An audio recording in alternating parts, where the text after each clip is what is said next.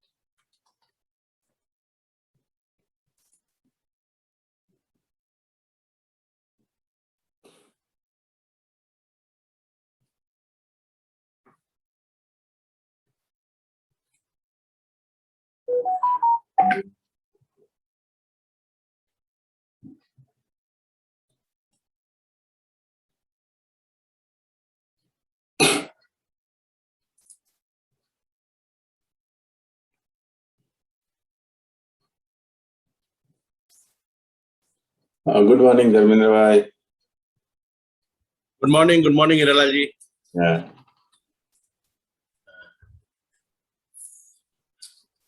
My video is not displaying. I don't know why. Not done, na, my video. What happened? My video is not available. Na? Yeah, your video is not, we can see. I have switched on it. Even then. Acha. Choose virtual background. Choose video filter. Video setting.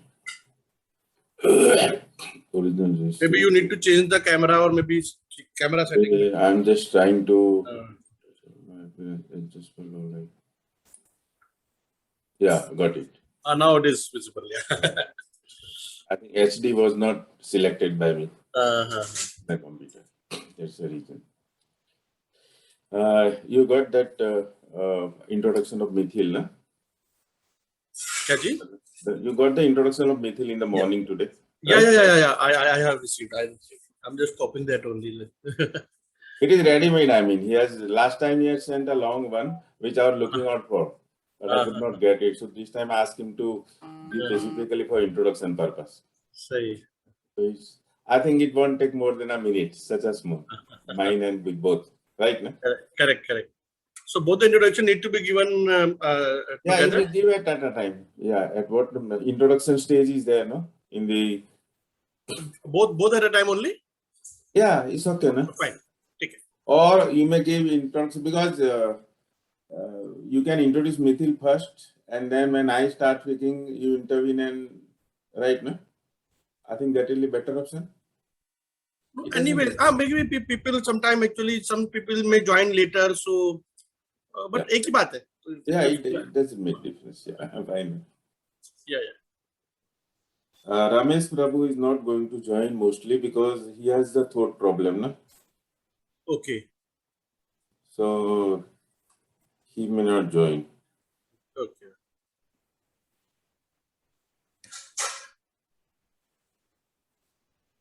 The other side, Aslamji is there. Tejas is there. Tejas is there, yeah.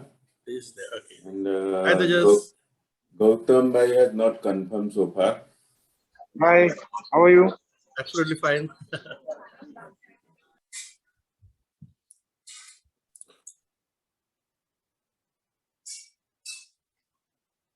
Okay. Hello, Mithil. Good morning. Good morning, sir. Good morning, sir. Good morning. Yeah.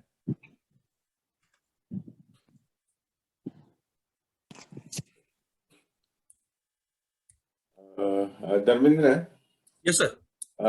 if Ramesh Bhai is not present, Huh. you can invite our president or the vice, right? No? Or in alternative, our president is not there, then will you please fix up with Tejas or yourself, or if the president is there, he will invite, because Ramesh Prabhu is not going to join. He has got that throat problem continue. Okay. Nee, so invite to whom? Which speaker? Either our president, if he joins, or for Tejas, or then if both of them are not, then you invite, welcome. Correct? Huh? Welcoming Or all. Okay. welcome. Yeah. In the absence of president, I can do that. Yeah, please welcome. Yeah. As a president elect, so that's a protocol. Na? In the absence Yeah, of president, definitely. Yeah, so president elect, please, or if yeah. both are not there, then vice president or Yeah, so please go ahead like that. not We'll try to stick to the timings again, right? Yeah. We should be actually.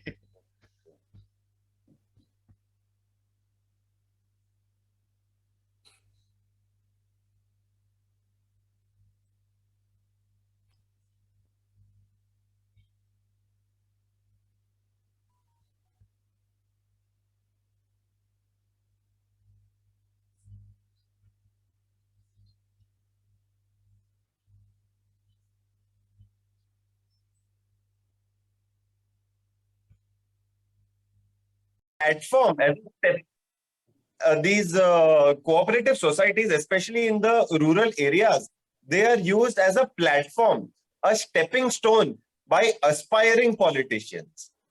My friends, I wonder if you know that India has actually laid the foundation for the world's biggest cooperative movement in the whole world. Our India's cooperative movement has been called the largest.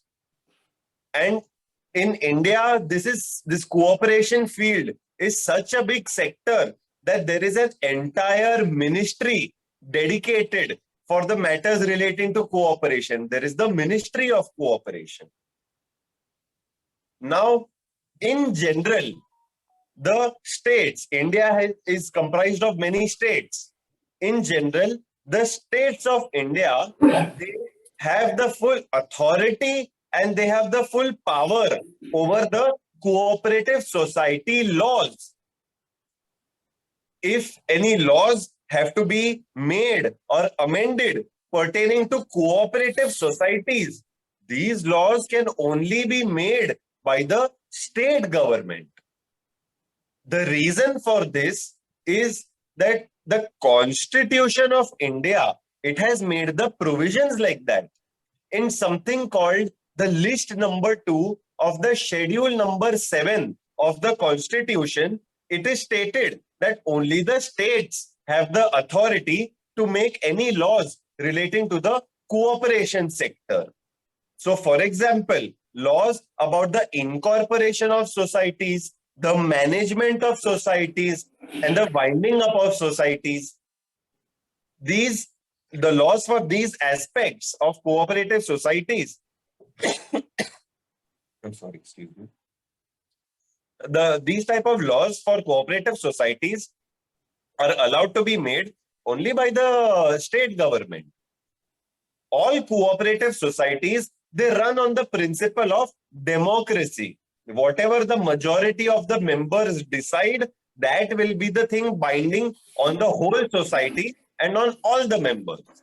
So when the cooperative sector grows on a large scale, there will be social justice, there will be economic justice, and there will be equitable distribution of the fruits of development of our country.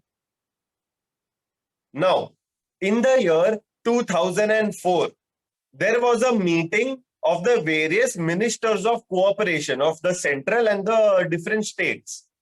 They made a high power committee. The reason for having these meetings and doing this high powered committee is that they wanted to solve some specific problems which were existing in the cooperative sector. For example, the problems that the cooperative sector was facing are that the members of the society were not being protected. The objectives of the cooperative society were not being fulfilled. So, for example, Amul has been made for the dairy production. But can you imagine that being the objective of Amul if suddenly Amul started getting in the insurance or loan business? So that is not the objective of the Amul society. Members are not being protected. Imagine that the milk providers of this Amul, who are the members, imagine they are not being protected. That was some of the problems.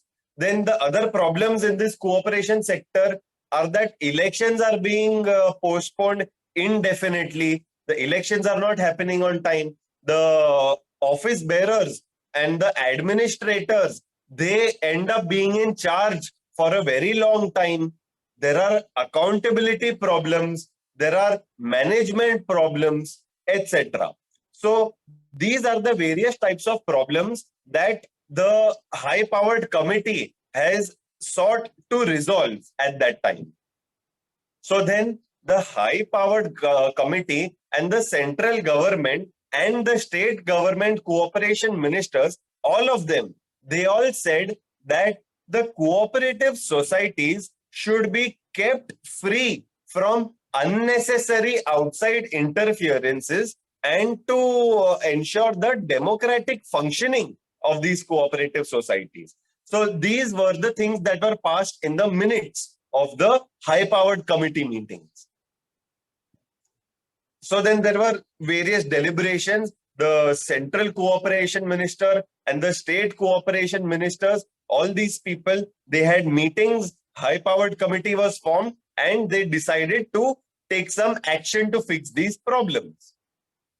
So then the central government passed the 97th constitutional amendment in 2011. What is this amendment?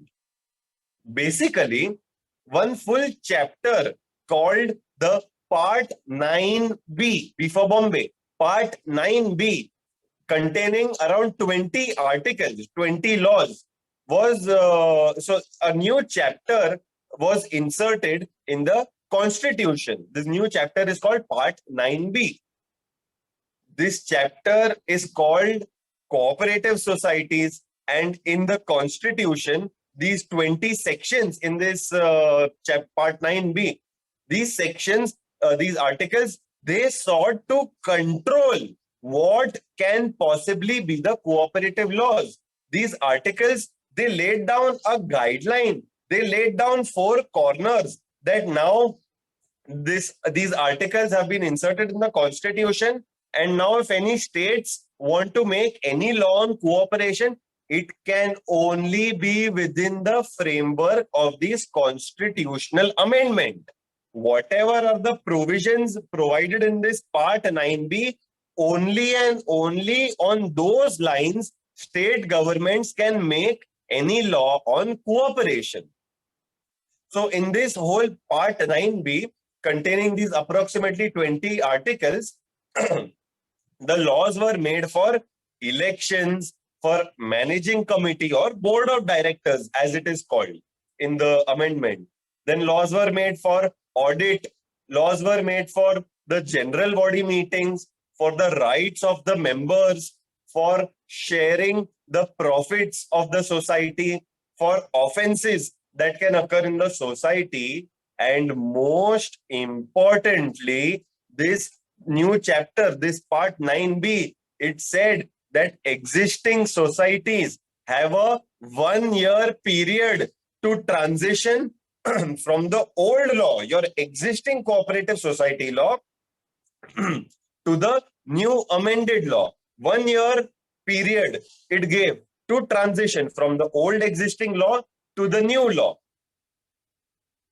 This part B also provided that the existing societies, the state governments, if they want to make any laws, it can only make these laws which are within the guidelines, which are within the limits of this new part 9b.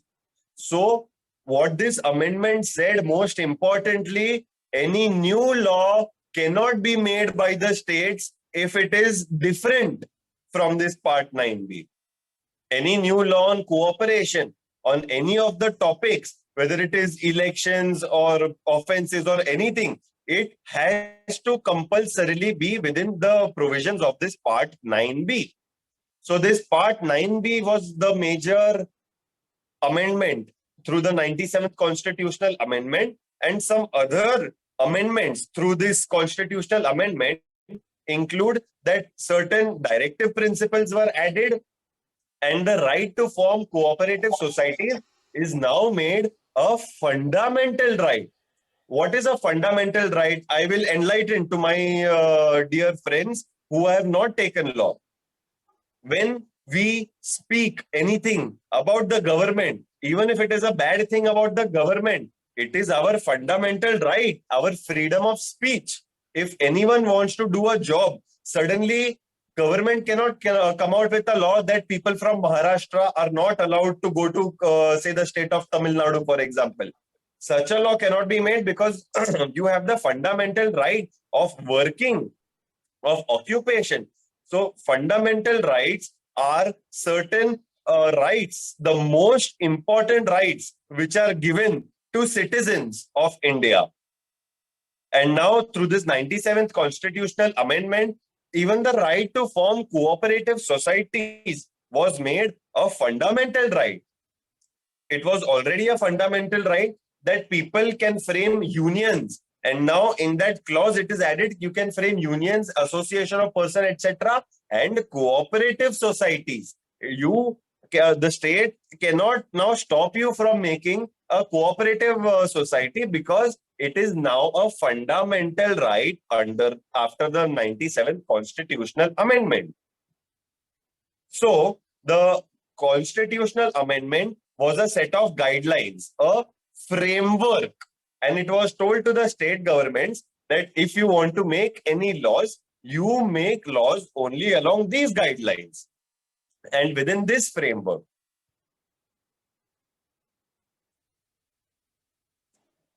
So then in 2011, it was passed from bill to act, meaning that in 2011 December, the Lok Sabha and the Rajya Sabha, they complied with the procedures for passing a new law. The Lok Sabha majority and Rajya Sabha majority was obtained in December 2011.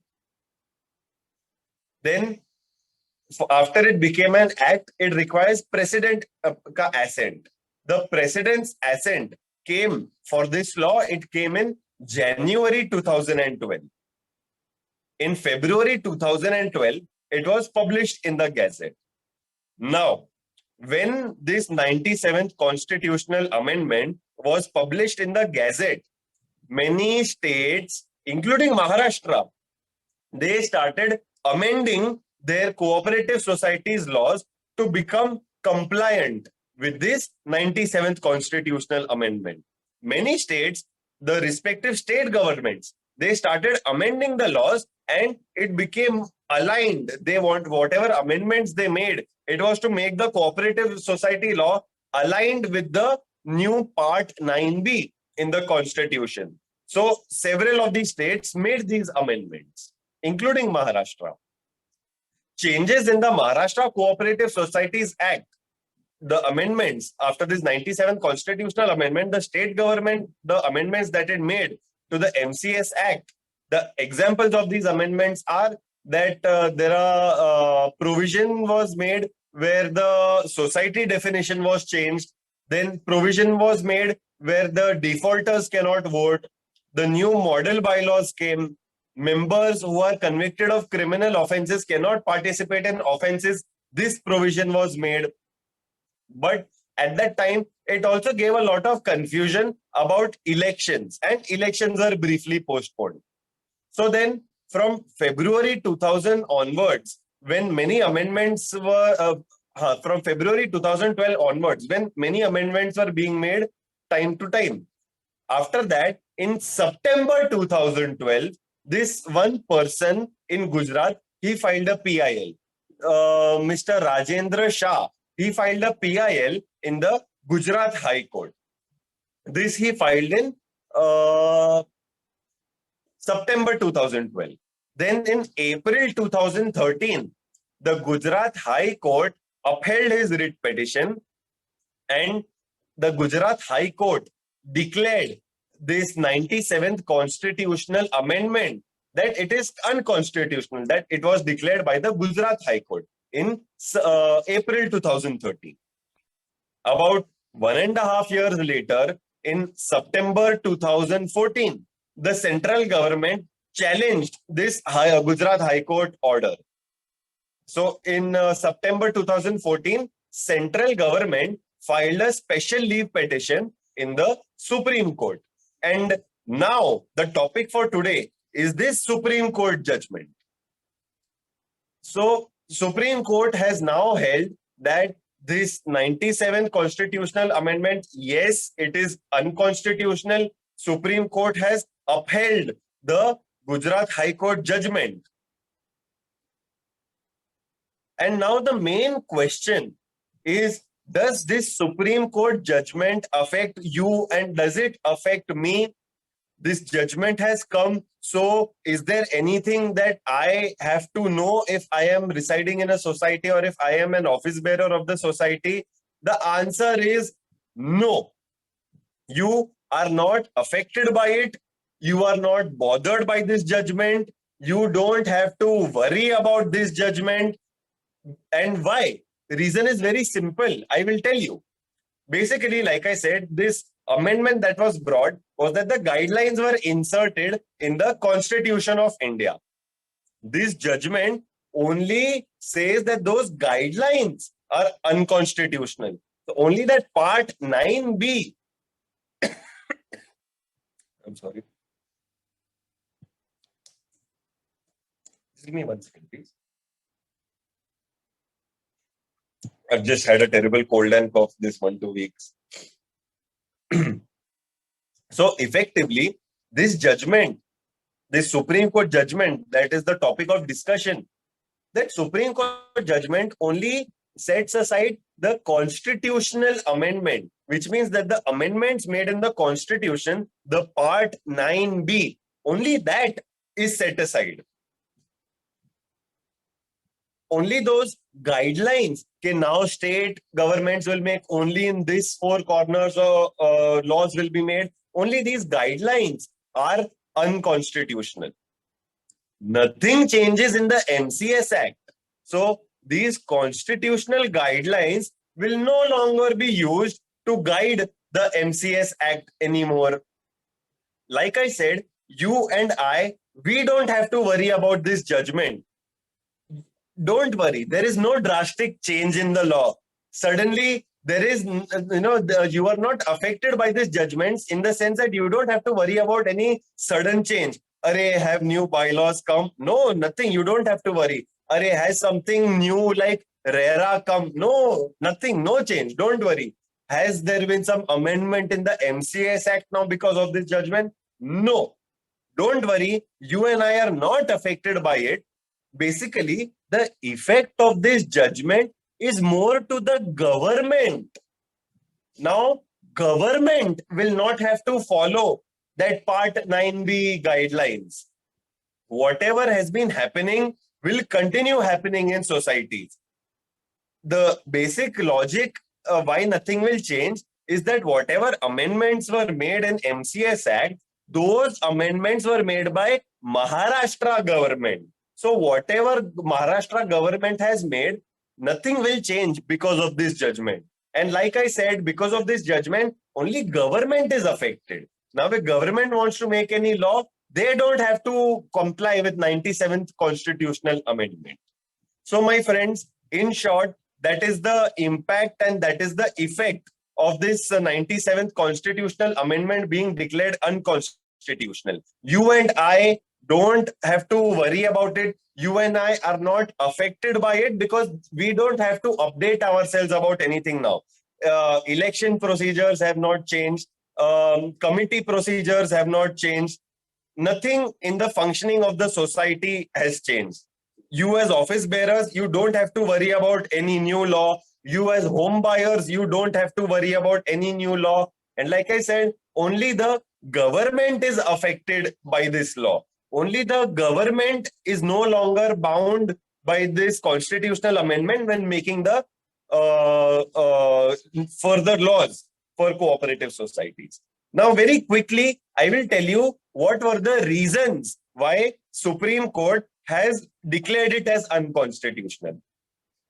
India has a federal nature. What is federalism? Federalism means there is one sarkar at the center and there is a sarkar at the state. Federalism means there is a difference, a division in the power. And like I said, cooperative societies, only and only state government can make laws about that. So that is federalism. When law, constitution has said that cooperative societies, only state governments can make the authority. So that is federalism. Only state government can make and central government cannot make. That is what it had tried to do. Central government had tried to make a law on cooperative societies without having the power. Central government does not have the power to make laws on cooperative societies. The other technical thing why the judgment was passed that way, why it was unconstitutional, when center wants to make law on this state wala topics, then you need a consent from the state, which is called ratification. That ratification was not obtained by the central government when passing the 97th Constitutional Amendment Act. That is one reason why it was unconstitutional.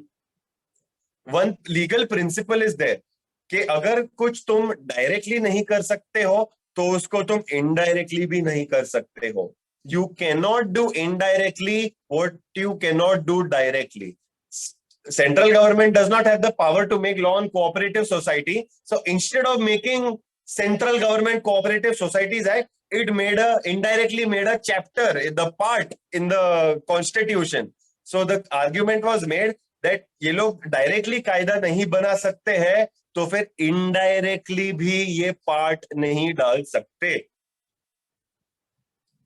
It was argued that this part 9B has unfettered power, uncontrolled power. There were provisions which gave uncontrolled power to the central governments. Argument ऐसे भी किया था central government के behalf पे कि देखिए sir, consent तो नहीं लिया था कायदा बनाने के टाइम, लेकिन ये कायदा बना तो कई सारे देशों ने, अराउंड 17 स्टेट्स, कुछ 17 देशों क्या सॉरी प्रदेश, कई सारे प्रदेश स्टेट्स ने उनके कायदे, उनके स्टेट के कोऑपरेटिव कायदे को अमेंड किया है. Central government lawyer tried to make that argument, but Supreme Court said no, just because they have made amendment, that cannot count as the procedure of the consent of the states. So the Supreme Court said, so what if they have made amendments? That is still not consent, and 97th constitutional amendment is still not valid.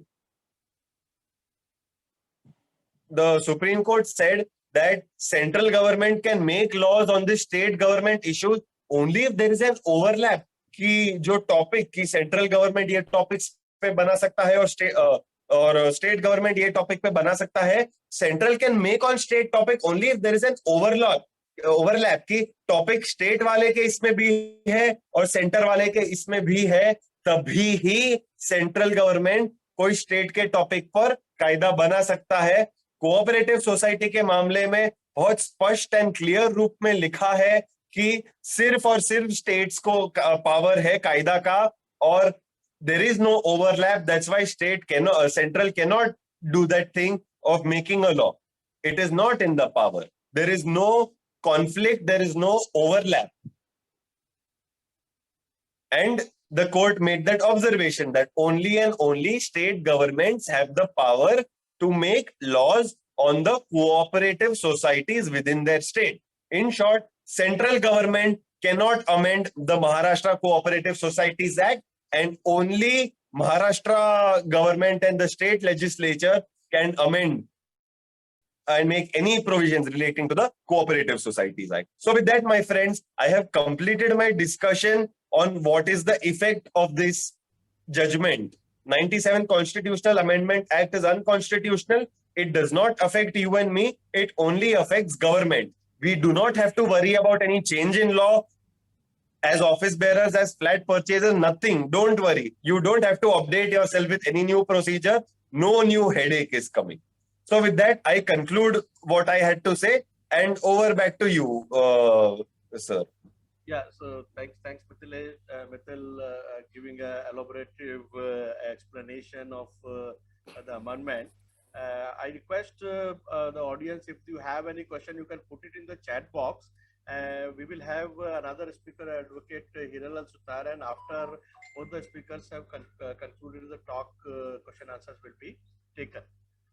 So over to Hiralalji. Yeah, good morning, friend, once again. Am I audible, friends? Yeah, you are audible. Yeah. I welcome you all on this rainy Sunday morning. Friends, today is the 41st instance of the seminar, and particularly this Corona difficult time, it is a webinar. You just heard Advocate Mithil Sampath on the recent Supreme Court judgment on 97 Constitutional Amendment. I'm going to present before you another Supreme Court judgment that is impact in the context of transfer to the nominee. Friends, I have a presentation PowerPoint, and I would like to share the presentation to you. I have got about 30 minutes time to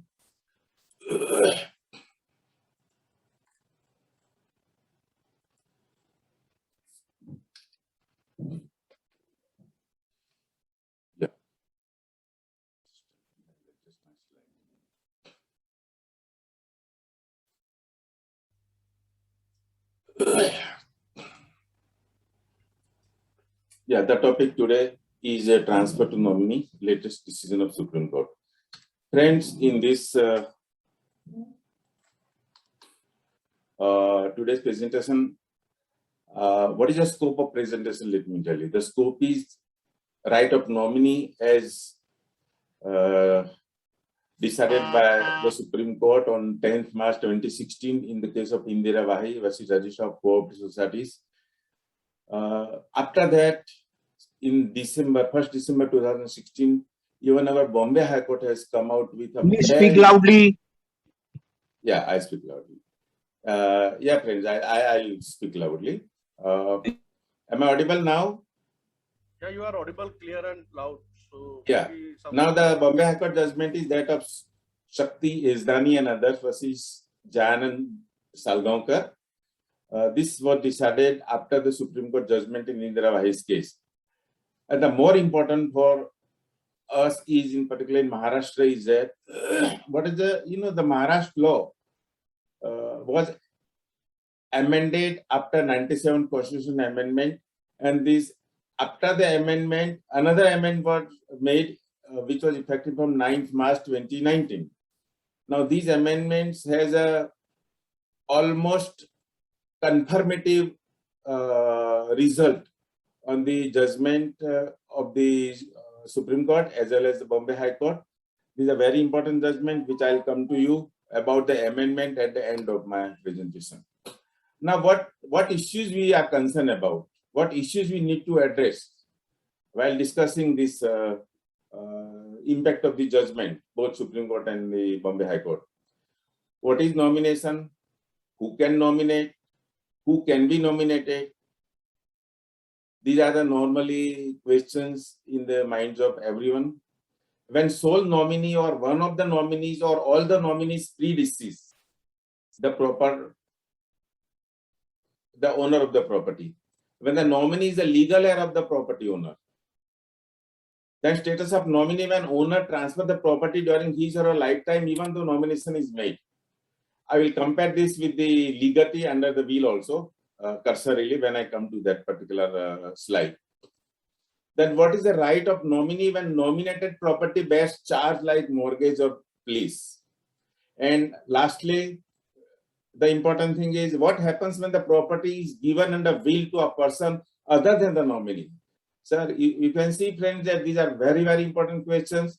And normally in this kind of seminar, these are the questions asked by the participants because they have the impact on the day-to-day working of the society as well as day-to-day property transactions and the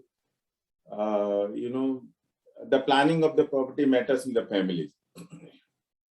Now, I'll first start with the judgment of the Supreme Court in case of Indira Wahi, Registrar of Court Societies. Briefly, in a few seconds, I will go through the facts of the case. See, the domination was filed under Section 79 of the West Bengal Cooperative Societies Act 1983. Father nominated his daughter. Society transferred the shares and interest of deceased member to the daughter. Now, the gentleman had his spouse, his son and daughter left behind after his death, these three legal heirs. But he had nominated his daughter with whom he was staying. As per the provisions in the West Bengal Cooperative Societies Act 79 and 80, read with Rule 126, 127, the society obviously transferred the shares and interest of the deceased member to the nominee, namely the daughter. Ultimately, after the appeal to the higher forums and to the High Court, ultimately the matter went to the Supreme Court. And Supreme Court has laid down a well-discussed law. And if you are aware, on the social media, we have been getting, as in now, a lot of messages that the nominee is the ultimate owner of the property, and the Supreme Court has held that the nominee will become the owner of the property, blah, blah, blah. But the reality is exclusively something else, friends. Now, I have summarized the Supreme Court judgment in 3 sentences. 1. In case of valid nomination, society must transfer to the nominee. The issue is society does not have an option not to transfer the share and interest of the deceased member to the nominee if there is a valid nomination filed. And this is what is very important thing. Such transfer has no relevance to the title between the inheritor and successor to the property of the deceased. However, at the same time, the Supreme Court has stated very clearly that yes, there can be transfer, there has to be transfer, there must be transfer to the nominee by the society, but it doesn't mean that the inheritor or the successor will lose their interest, their right, title, interest in the property. That is, the title between the inheritance and successors of the property of the deceased is not altered by the transfer of the shares and interest to the nominee on account of nomination. And the third is, it shall, however, be open to other members of the family to pursue case of succession or inheritance if he so advise in consonance with the law. That means the matter is very clear. The society has to transfer to the nominee, number 1. That transfer to the nominee doesn't have an impact on the title of the property, and that the legal heir of the deceased have got all the rights sustaining to approach the appropriate law court for succession provision, as the succession may be applicable to the legal heir. Now we'll have a look at the recent Bombay High Court judgment in case of Shakti Yazdani. We call it Jain and Salgorkar case. Now, friends, this case is very, very detailed one. Rather, I will say that it is more detailed discussion compared to even the Supreme Court judgment in case of Indira Wahi. All the cases till date, including the cases which are referred to the Supreme Court and various judgments, were thoroughly scrutinized in this particular case. Now, the facts of this case are: petition is filed for administration of estate of late Sri Jayant Shivram Salgaonkar, which is converted in a suit because of the dispute. Normally, when we file a suit for probate, if there is a dispute, the suit gets converted into, the petition gets converted into a suit, property dispute. Now, the parties to the proceedings were the legal heirs and representative of the deceased Jayant, who died on 20th August 2013, and one additional party was a public trust which was constituted by the deceased Mr. Jayant Salgaonkar. Why the trust came in picture? Because Mr. Jayant had bequeathed certain properties, mainly the Sumangal company shares, to this public trust. The further one fact is that late Jayant has left behind his will, which include disposition of several properties, including shares at the time of, and at the same time, almost all the properties had their respective nominations to a person, which in some cases were different than the legatees under the will. And that is why the issue came up before the Bombay High Court. Because the nominee claimed that they have got the absolute right over the properties under the company law provision and the SEBI guidelines and all these things. And therefore, the Supreme Court, the Bombay High Court dealt with this provision in detail. Now, what ultimately was held after discussion? I'll repeat, the judgment is well reasoned and well documented. All the cases referred in the Supreme Court as well as other cases pointed out by the legatee, by the parties to the disputes, have been thoroughly discussed in the judgment. Now, there are 4 important points coming out of the judgment. These are that the object of the provision of Companies Act is not either provided a mode of succession or deal with the succession. The very important thing, that any law other than the succession law, Indian Succession Act 1925, is the only law which deals with the succession of the people, and no other law, including the company's law, can have the status of altering the succession provision. Friends, in this particular case, I think section 109A and B of the Companies Act, it was specifically mentioned that this particular provision will override the provisions of Succession Act. Even then, the court have held very clearly, and the court has relied upon the Supreme Court judgment in the case of Indira Wahi, that the provisions in the Companies Act do not alter the succession provision. The second important point coming out of the judgment, the provision in Companies Act is enacted to ensure that the commerce does not suffer due to delay on the part of the legal heirs in establishing the right of succession and claiming the shares. What is the meaning of this? See, it may so happen that at the time of demise of the person, particularly in the case of shares and debentures and the securities, these are there in the volatile stock exchanges. And if the deceased is not replaced immediately by someone, then the volatility will have a serious impact on the, valuation of those securities. That means the commerce should not suffer. Immediately after demise, if there is a nomination, the company will transfer the shares and interest of the deceased to the nominee. Till the time, up to what time the transfer will be there? Till the time the regular succession does not take place. The legal heir of the deceased, the legal representative of the deceased do not come in picture till that time, because we know it may take some time for the legal heir to come to terms and acquire the interest in the properties of the deceased, and therefore as a stopgap arrangement, the nominees are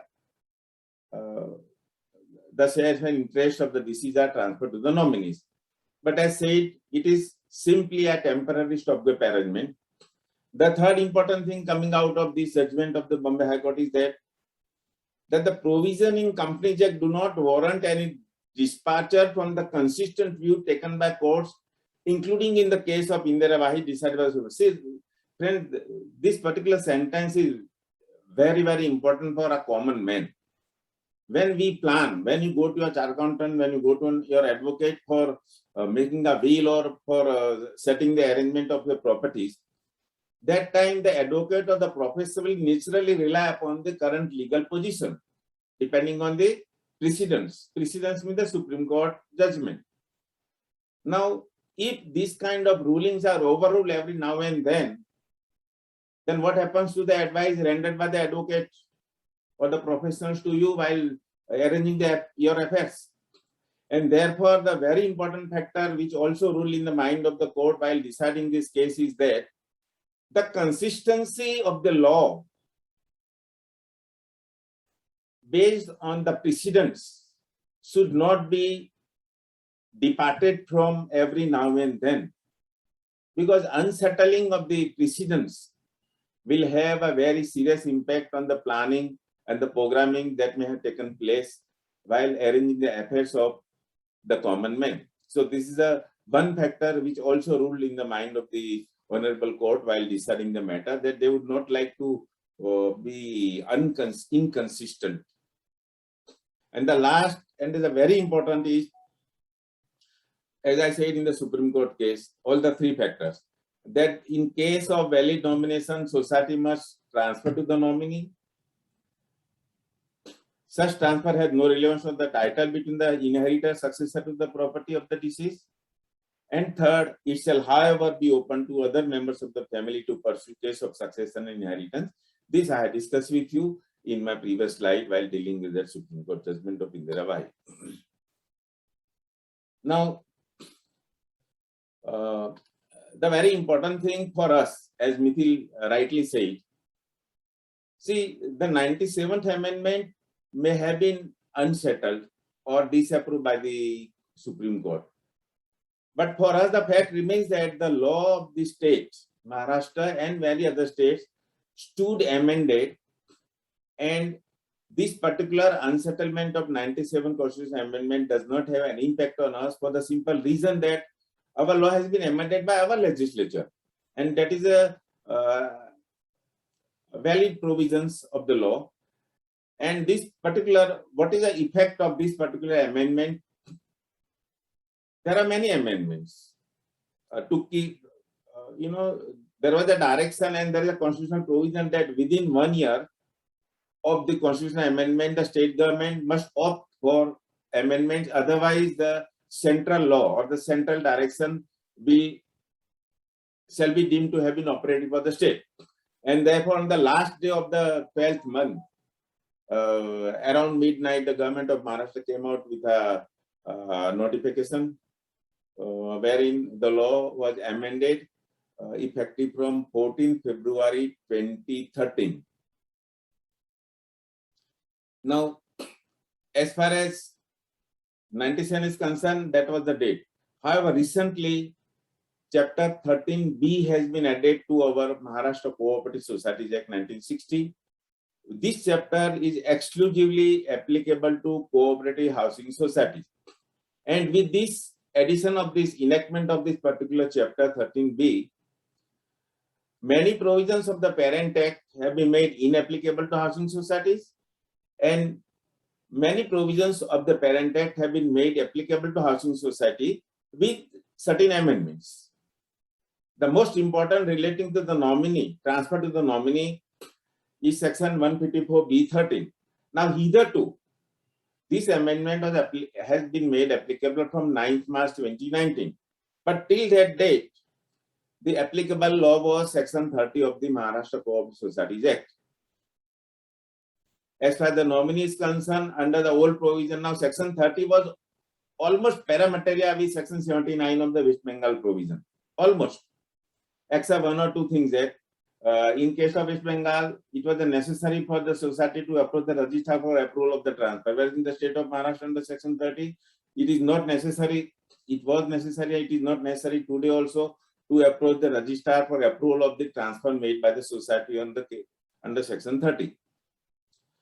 However, this Section 30 is no more applicable now to the cooperative housing society, to which Section 154B13 applies. Now here under the new provision has taken care of the amendments of the law, the judgment of the Supreme Court as well as the Bombay High Court. How the care is taken?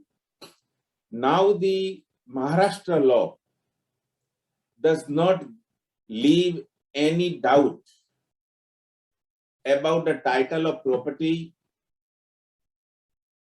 left behind by the deceased member of the society, even though the nominee is admitted as a member of the society and share right, title, interest of the deceased member is transferred to the nominee. Now the nominee is specifically to be admitted as a provisional member, which was previously named the member. Now it is a provision, and the definition of provisional member is absolutely temporary membership till the time the legal heir of the deceased are inducted. So this is the overall picture. Now, so far the rules have not come, and therefore the Rule 25 of Maharashtra Co-op Societies rules, which is relevant to Section 30, continues to be operative. And as far as bylaws are concerned, bylaws number 34 and 35 continue to be operative because even the bylaws have not been amended. But when it comes to the provisions of the law, now the position is very clear that in case of demise of a member, the share, right, title, and interest of the deceased shall be transferred to the nominee if there is a valid nomination. However, such nominee person will be admitted as a provisional member, and in the share certificate, the endorsement has to be specifically there in the bracket that he is a provisional member. And therefore, there is no chance, even by mistake also, that the purchaser of that flat or interest from such nominal member will not be possible, because the purchaser will have a clear idea. Not only that, even the managing committee of the society used to have a serious problems because there was no specific endorsement previously, because the nominees were admitted as a member of the society. Now with the nomenclature having specifically made temporary, that means a provisional, it is very clear on the face of the share certificate itself that the person who is holding the shares and interest of the deceased is not the person who is entitled to the property, but he is a provisional member till the time the legal heirs are inducted. The only one point, this first proviso to section says that if the legal heir do not come forward immediately, then in that case, if there is a nomination, the nominee can be admitted. And in case of serious dispute between the legal heirs, among the legal heirs or the legal representative, and they are not coming forward, approaching the society, then because the society has to have someone to recognize for payment of the maintenance and other purposes, the society, as for the second proviso, if no person has been so nominated, society shall admit such person as provisional member as may appear to the committee to be the heir or legal representative of the deceased member in the manner as may be prescribed.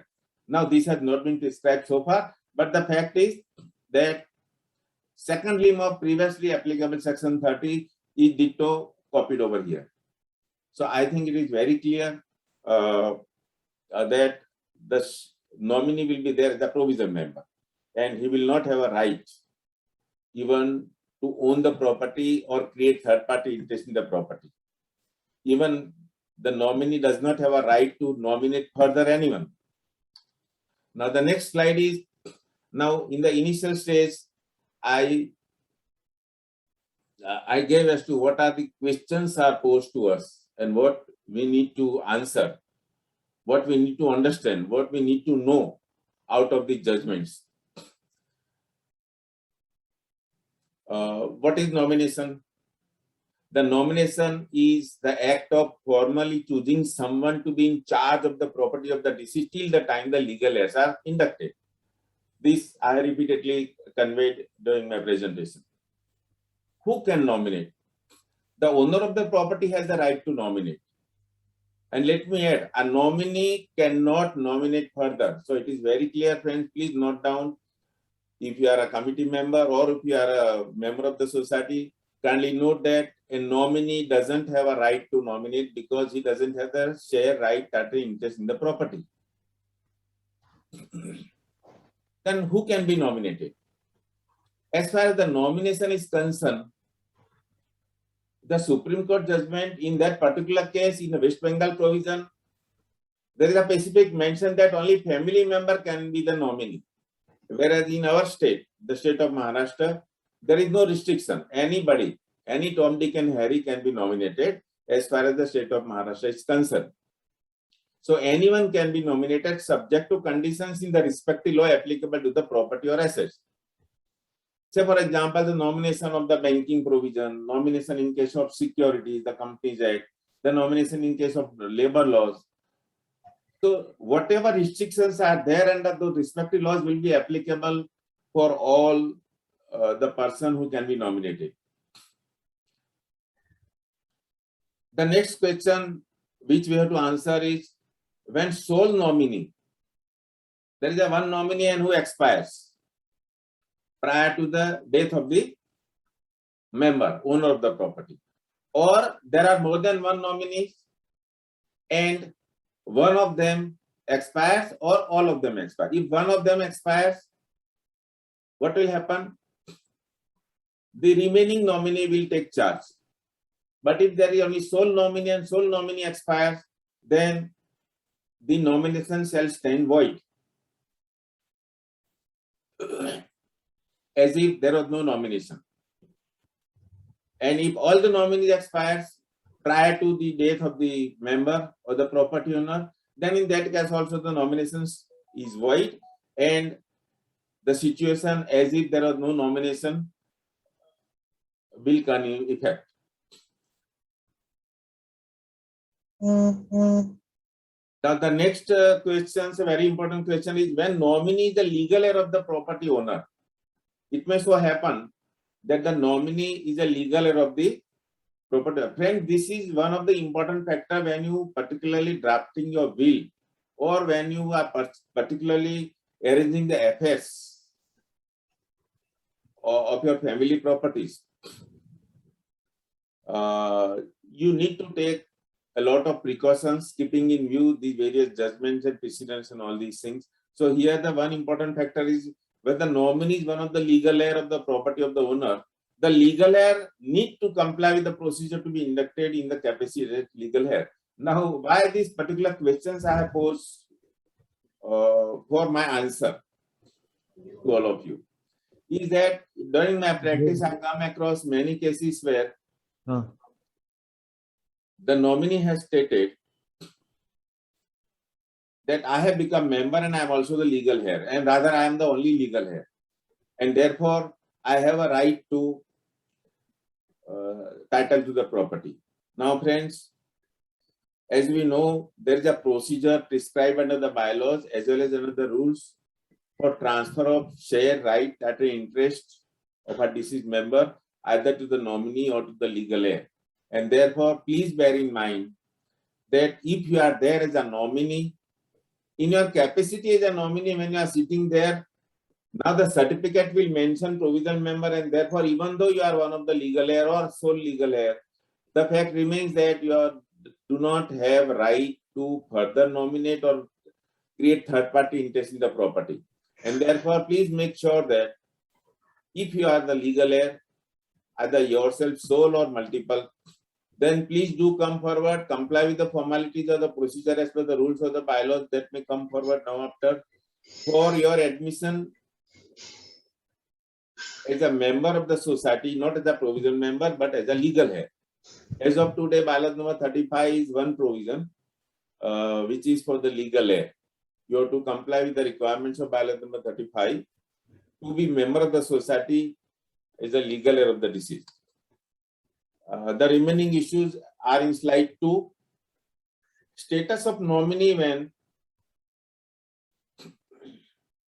owner transfer the property during his or her lifetime, even though nomination is made. And in bracket I mentioned compare with legatee under will. Friends, the important thing is nominee is a person who is to take charge of the affairs of the deceased member, property owner, after his death. So there is no restriction on the right of the property owner to create third party interest or to dispose of his property during his lifetime. Now, I would like to compare this provision with the provisions in the will. In the will also, friends, as we know, the way nominee can be changed anytime, even the will can be changed anytime, and therefore there is no restriction on the owner of the property to change the legatee also. Legatee means the person who has been given the legacy or who has been bequeathed his property rights.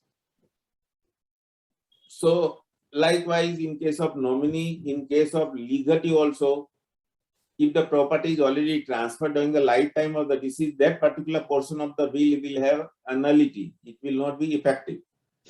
The legatee cannot claim that the owner did not have a right to transfer because he has already handed over bequeathed the property to me. Likewise, nominee also cannot.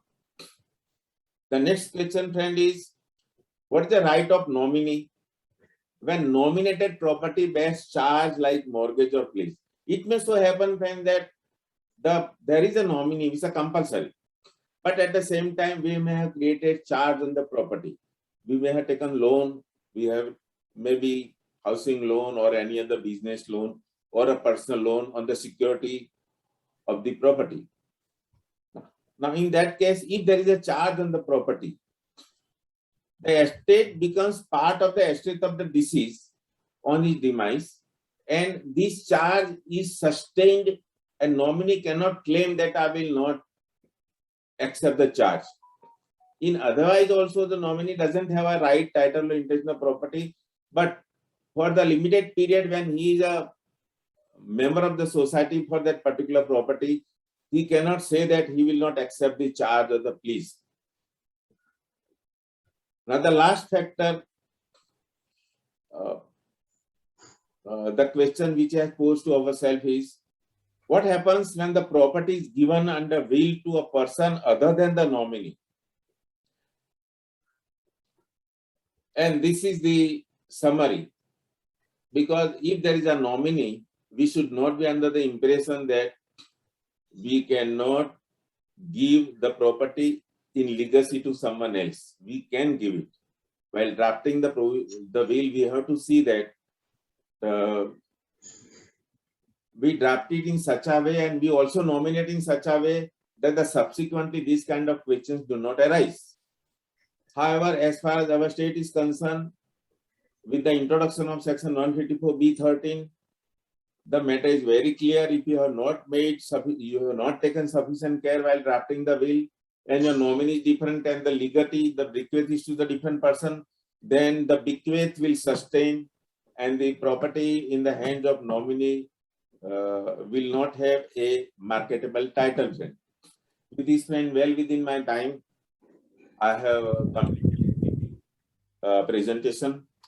It will be my pleasure to answer any questions on these issues. Thank you, Hiranlalji. There are a couple of questions, though you have actually given a very elaborative, crystal clear explanation. But a couple of questions have been posted, so I just read out for you. Yeah. There is one question posted here that can a nomination form be conditional? Like suppose if a wife is nominated and if wife dies, then his son would be the nominee. Can this conditional can be put? See, the conditional nomination or unconditional nomination, ultimately, as we have seen, as far as the Maharashtra is concerned, the law has been aptly amended, and it has been made sure that the nominee, in any case, doesn't have any right or rather title in his hands, and therefore conditional nomination. But see, when we go for a conditional nomination, there is something at the back of our mind. And therefore, I say that while planning the affairs, particularly while drafting the will, we must see that we draft it in such a way that simultaneously we also take care of the nomination. Friends, even otherwise also, even though the law had not been amended by introduction of section 154B13, I would have advised my client to make it clear in the will that irrespective of my nomination, I am of the view that the property has to this and this person. Because you are the sole decision maker, you can accordingly draft the provisions of the will to avoid any eventualities of dispute between the nominees, like the Salgorkar case. Yeah, any other question, friends? So may I just wanted to ask the same question.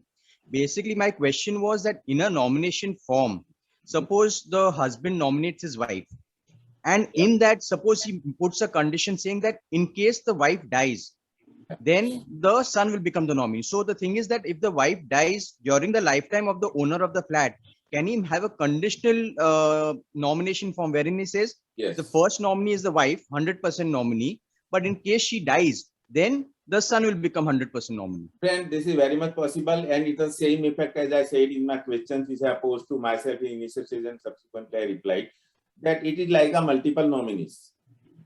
Here is a conditional nominee. There I had mentioned about the multiple nominee. So if there are more than one nominee, or if there is a conditional nomination, it will have a valid effect. You can have the conditional nomination, you can have the multiple nominations. There is no bar. I will advise that by and large, let us have, if there is a joint ownership of the property, then I will advise that let us file a separate nomination form by every joint owner. Yeah. So the nomination form will be like a will only, like he can basically. No, see, this is a very important thing, friends. Let me tell you, in the judgment, in Salgorkar case, this has been elaborately discussed, this particular aspect. And let me summarize that. I have not included in my presentation that particular sentence, which is very important, simply because of the time factor. 30 minutes, I cannot include everything. But let me now tell you that only because the procedure of nomination and the will is same, the will requires 2 witnesses, nomination requires 2 witnesses. Only because the procedure is the same, it cannot be said that the nomination is equal to the will. It's a very clear-cut provision, and this particular aspect is also discussed in Salgorkar's case, friends. So please don't remain under the impression that only because that is the reason you have to plan in the will in such a way, and not be in the wrong impression that only because there are 2 witnesses here and 2 witnesses here, I consider that nomination is a will. That is the absolutely wrong impression, and inviting trouble for you and your legal aids. And also under law, there are 2 concepts which are separate from each other. One is ownership of the flat, that is doing agreement or getting the title, Yes, and number yes. 2 is membership of the flat. See, the point of Mithil is very, Mithil, I got it. See, this is a very important thing, and therefore let me friend tell you, even after the amendment of the law by enacting section 152B13, if you come to me for advice, for example, I must advise as a lawyer that even though the society has transferred the property, share and everything to your name, please make sure that you enter into a release deed. Without release deed, say for example, somebody is inducted as a member of the society as a legal heir of the deceased, and the right title interest in the record of the society transferred to that person. Society will not take any objection if that person sells the property, but the purchaser will not purchase that property simply because he will say that ये तो आपके पिताजी के नाम पे है, तो माताजी के नाम पे है. Where is your name? आप बोलेंगे मेरे पास शेयर सर्टिफिकेट है. तो friend, let me tell you, the share certificate has zero impact on the marketability of the title. See, the society law is not meant to provide you the title to the property. Yes, transfer property, registration act, to a certain extent, the MOPA and the RERA are the laws which give you the title to the property, and not the Maharashtra Co-op Society Act, or for that matter, the any society law of any state. That is mean for the object of the cooperative society, the management of the property and taking conveyance of the land and building in the name of the society. That is the object of the cooperative society's laws on all the states. And therefore, it is very clear that nomination does not have effect on the title to the property. You have to have a title. For that, you must go for the release deed and the Transfer Property Act, and it must be registered under Registration Act. Yeah, friend. Yeah, Mithil, you had a very Can I have a question, please? yeah, please go ahead. So do you mean that if a nominee becomes a member, he cannot sell the flat, though he is a member and his share certificate, his name is there? Yes, friend. I have elaborately dealt with this. I'll simply repeat it. Not only that, I'll go beyond this. Even he cannot nominate anyone else. The very clear position is the nominee does not have any right to create third-party interest because he himself doesn't have the ownership of the property.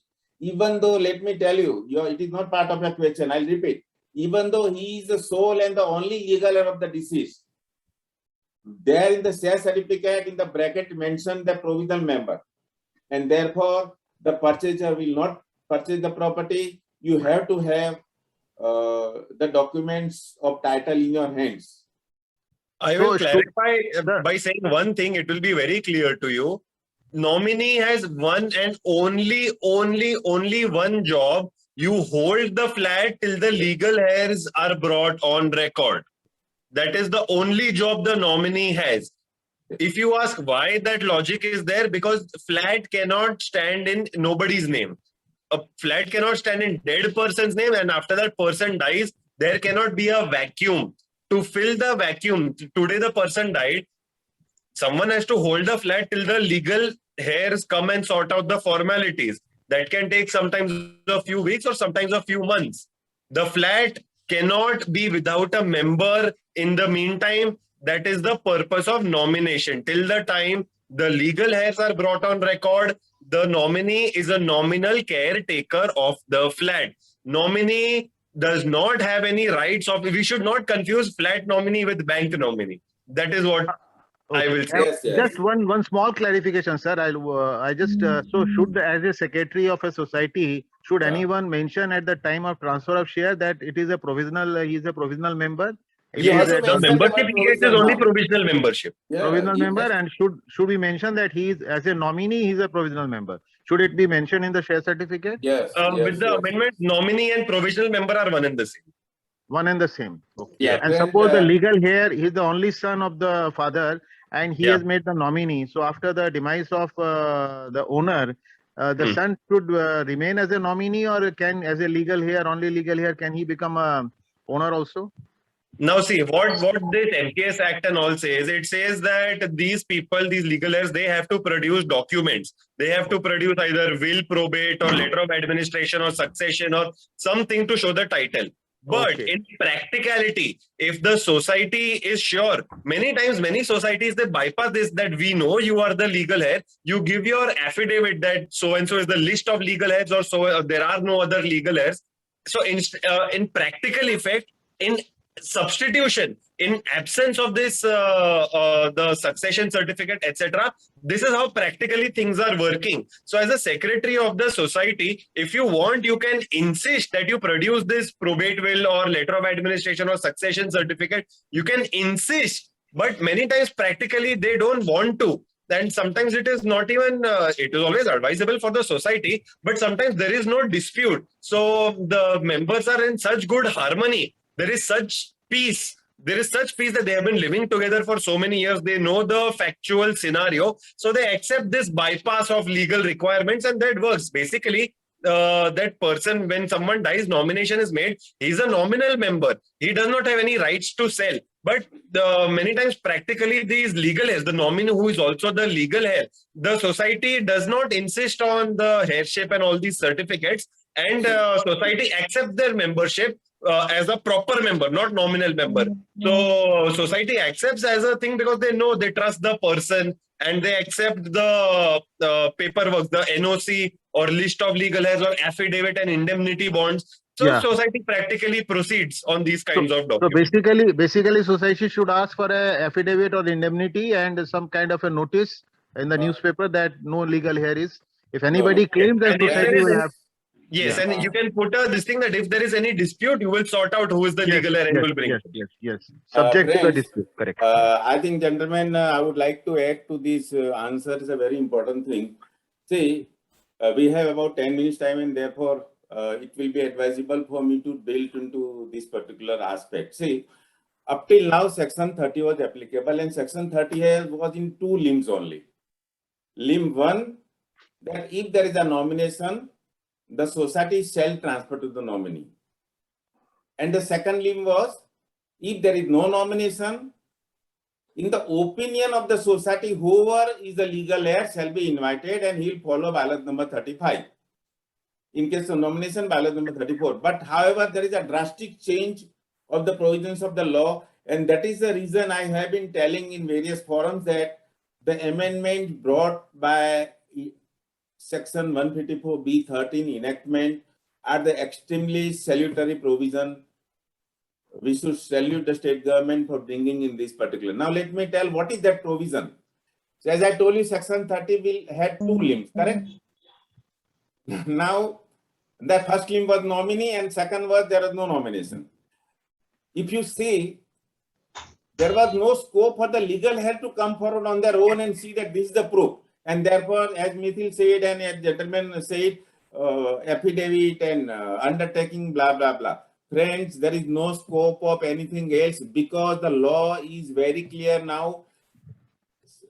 Section 154B13 starts with transfer to the legal heir. Now, what is that section? The legal heir have been given to produce any one of these four documents. What are these four documents?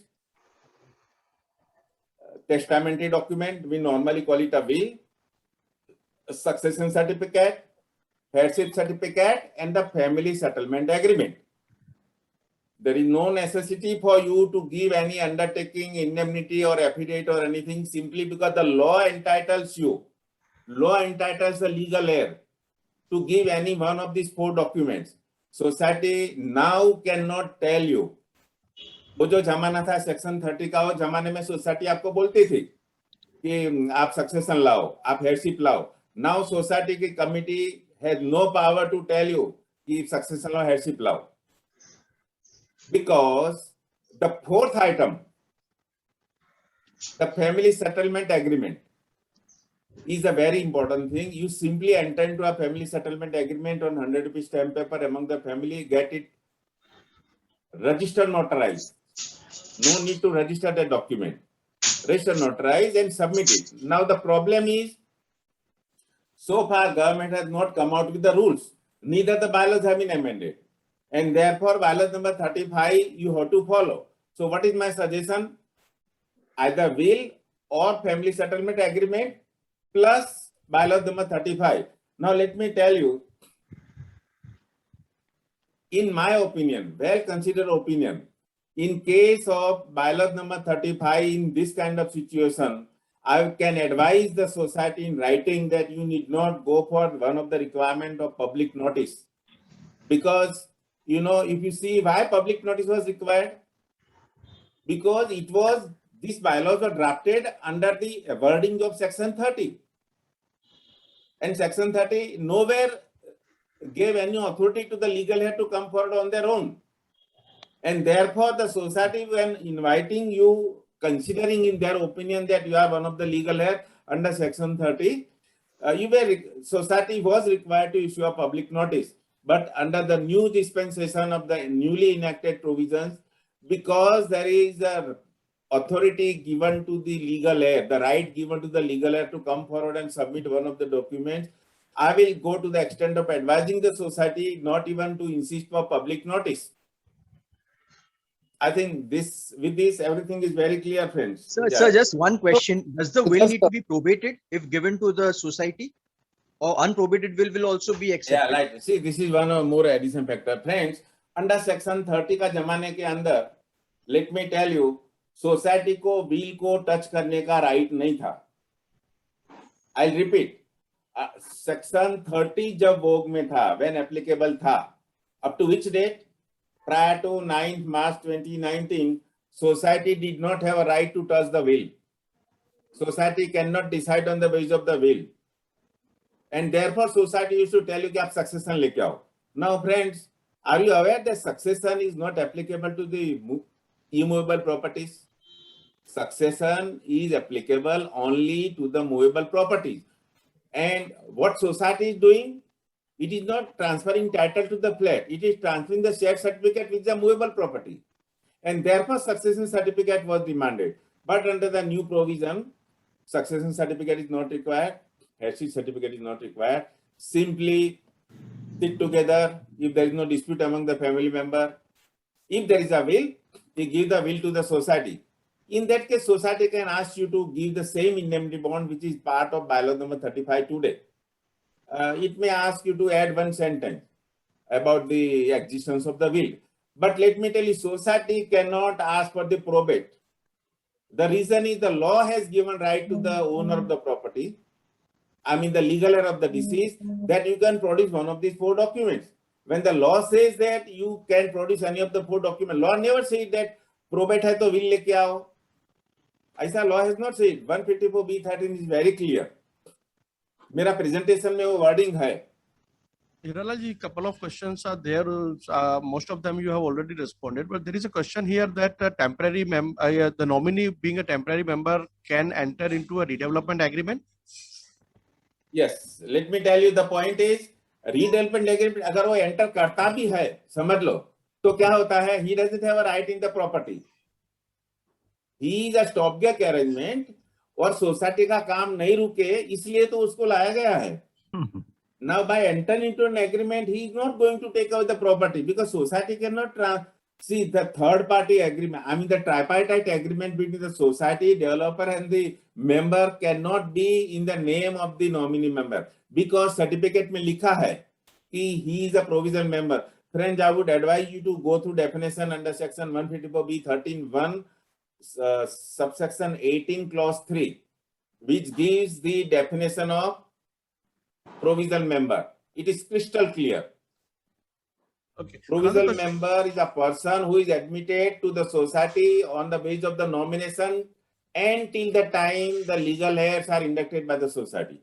And therefore, whatever procedure is required, see the redevelopment should not stop. But let me tell you, only because the nominee has signed the document, he doesn't get any right in the property. Don't be under wrong impression. Yeah. Anything else, friends? Yeah. So if a member who has been given nomination when he was a minor, so does he need to enter a nomination form again when he becomes adult? See, I tell you, this is an additional question we have about 5-6 minutes, right? Yeah. Let me tell you, minor is not competent to contract. If you refer to section 22 of the Act, it says that individual is one of the persons which can be admitted. Individual who is competent to contract. Now, because the minor is not competent to contract, the minor cannot become member of the society. However, there is a proviso under section 30, erstwhile provision. I mean the provision which is not applicable to society. But otherwise also that stands valid. Is that in case of transfer on demise of a member, the minor can be admitted to the society through the guardian. Okay. So Anandji raised his hand. So Anandji, would you like to ask question? Yes, sir. So Hiralji, what you are clarifying is the person during his lifetime has nominated his son or anybody, but once he writes a will and the nominated person submits the will to society, society is duty bound to transfer whatever he has written in the will. Yes, very much. Yes, very much. He is supposed to definitely transfer. Pardon? Within how many days society must transfer as per Yeah, that. see, this is the question. Now, as we know, the transfer requires a follow-up of procedure, be it bylaw number 38 on sale or purchase, be it bylaw number 30 in the case of nomination, be it bylaw number 35 in case of legal heir. In all these cases, there is a procedure set. Now, if you refer to the amended bylaw number 63 read with bylaw number 174, you will find that 63 very clearly said that in case of membership of the society and transfer of shares, the society must decide within 90 days. If the society fails to decide within 90 days, then the applicant is deemed to be member of the society, and under the provisions of section 23, he has got to approach the registrar in an appeal to declare him as a member of the society. So 3 months time is set as far as this is concerned. Now, I will take one more minute. If you go to the society with a document and society refuses to accept the document, then what happens? You go to the registrar along with form number H, file with the registrar is duty bound to send it to the society within further 30 days, and within further 60 days thereafter, the society is supposed to transfer it, either transfer it or refuse it or reject it. Whatever the result has to come, society has no business to sit on it. If it sits on it, then you have section 23 to file appeal as a deemed member. If it rejects, then you have section 22 to approach the registrar in appeal against the rejection. So ultimately, the end of the day, 90 days is the final time. Sudhar sir, just in continuation with this question, now if this transfer is to the trust, as per the will of that concerned person, if the transfer is in the name of trust, Yeah. will it have any impact on the stamp duty or Yes, anything? yes. No, stamp duty apart, let me tell you very important thing. आपने अच्छा है किया, because see, up to the amendment of this index, introduction of chapter 13B, friends, definition of person was no more there in the Parent Act. Now the definition of person has been introduced in the chapter 13B. And what that person has definition has done, person includes HUF, LLP, trust, particularly family trust. See, previously public trusts were there, but the family trust was not there. So all these entities are now eligible to be member of the society, and therefore if the property is given in legacy to the trust, like in case of Salgaonkar, in case of Sumangal Press Private Limited, Mr. Salgaonkar has given his property in legacy to the public trust registered by him. And that matter was very much discussed in detail in the judgment in the Salgaonkar's case, which I had dealt with in the my presentation. Yeah, any other query, friends? We'll take one last question. Mr. Narayanan has raised his hand. We have actually paucity of time. So last question and then. We have got 1 minute time, so we would like to wind up within a minute or so. Please Sir, go I ahead, just want please. to say that I have taken screenshots of all the questions asked in the chat. Once video is put on YouTube, I will answer on the YouTube. So Yeah. I suggest that in a few days' time, all the people attending, they may Yes, check yes. YouTube for their questions. Yeah, it is very much possible. I will also ask the Dharmendra to, accordingly arrange. Yeah. We will reply to the queries. Sure. We'll do that. Writing We'll do the also, same. no problem. Yeah, any I query invite- Mr. Narayan was talking about? Yeah, Narayan is Sir, asking. if this is a case of joint membership, husband Yeah. and wife, Yeah, there are no children, but nomination has been made to a third person, brother yeah. of the deceased. Now, in that case, can the wife make an application for membership? Although See, nomination this is in the name of the brother, Mr. brother-in-law. Nayak, this is really a question we should have come forward first, rather. Yeah. The reason is, the concept of joint ownership and joint membership is very much for the first time introduced by amending the provisions, effective from 9 March 2019. Previously, there was no provision of joint membership. There is a provision of associate membership. Now, joint member is a person who is owner of the joint owner of the property along with the member.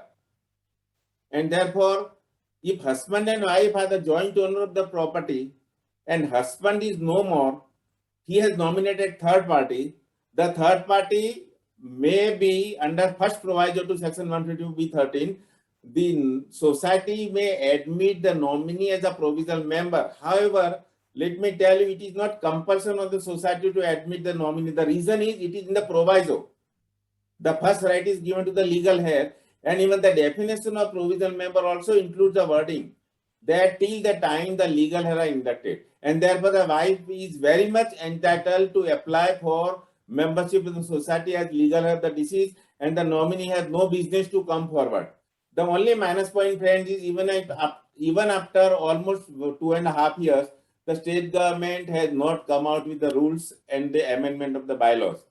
Such as salutary amendments have been immediately followed with the rules and also bylaws, which has not happened, friends. Okay. So thank you. So now I would request Shefali Shah, Rotarian Shefali Shah, to give an official vote of thanks.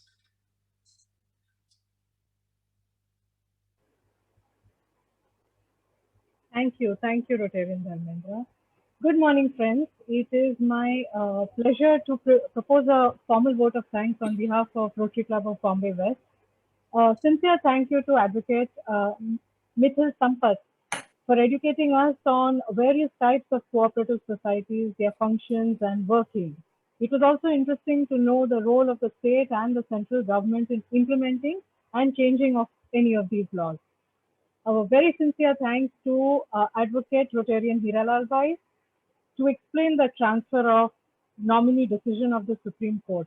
This relates with every single person, whether it's a cooperative society or a flat owners or in general, all of us. And there were so many doubts that you have cleared and helped us through making decisions in coming time. And a very sincere thanks to all of us for attending this seminar and asking questions and taking it forward. So have a nice Sunday ahead, friends. It was great to connect on this webinar. Shefali, please also declare that this will be available on the groups. This presentation Oh yes, will be. Yeah, this please. entire recording will be available on the group as well as we will share it on YouTube. So as discussed earlier, you can post your questions, which will be very detailed answers you will get with both our eminent advocates.